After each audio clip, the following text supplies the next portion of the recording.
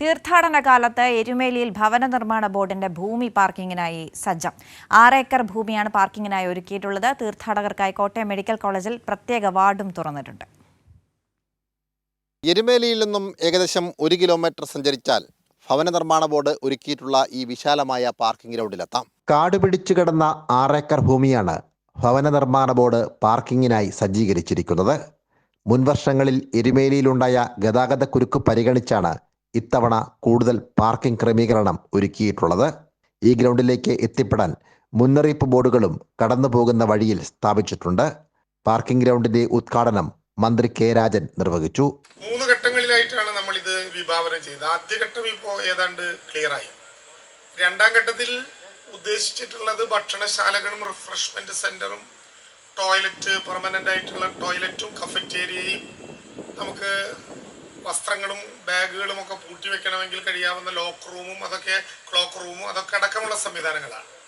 3ാം ഘട്ടത്തിൽ ഗസ്റ്റ് ഹൗസും കോട്ടേജുകളും ഡോർമെട്രിയും ഉൾപ്പെടെയുള്ള സൗകര്യങ്ങളെ കുറിച്ചാണ് ആലോചിച്ചിട്ടുള്ളത്.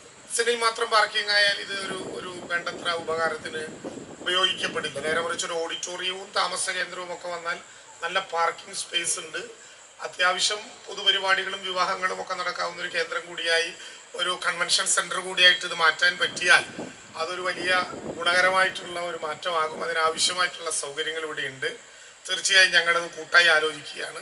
തീർത്ഥാടന കാലത്ത് അടിയന്തര സാഹചര്യം നേരിടാൻ കോട്ടയം മെഡിക്കൽ കോളേജിൽ ഹെൽപ്പ് ഡെസ്കും ഒരുങ്ങി.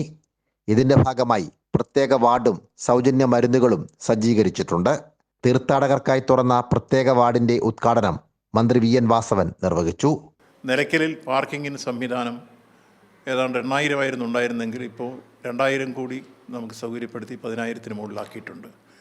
എരുമേലിയിൽ ഒരു 6 ഏക്കർ സ്ഥലം ഭവന നിർമ്മാണ ബോർഡ് നമുക്ക് വിട്ടുതന്ന് അവർ തന്നെ തയ്യാറാക്കി തന്ന പശ്ചാത്തല സൗകര്യം ഒരുങ്ങിയിട്ടുണ്ട്. അതും പാർക്കിങ്ങിന് പ്രയോജനപ്പെടുത്താവുന്നതാണ്. തീർത്ഥാടനത്തിന് മുന്നോടിയായി വിപുലമായ ഒരുക്കങ്ങളാണ് വിവിധ വകുപ്പുകൾ നടപ്പാക്കിയിട്ടുള്ളത്. സാംജിത് ആർപ്പൂക്കരയ്ക്കൊപ്പം സനോജ് സുരേന്ദ്രൻ, കൈരളി ന്യൂസ്, കോട്ടയം.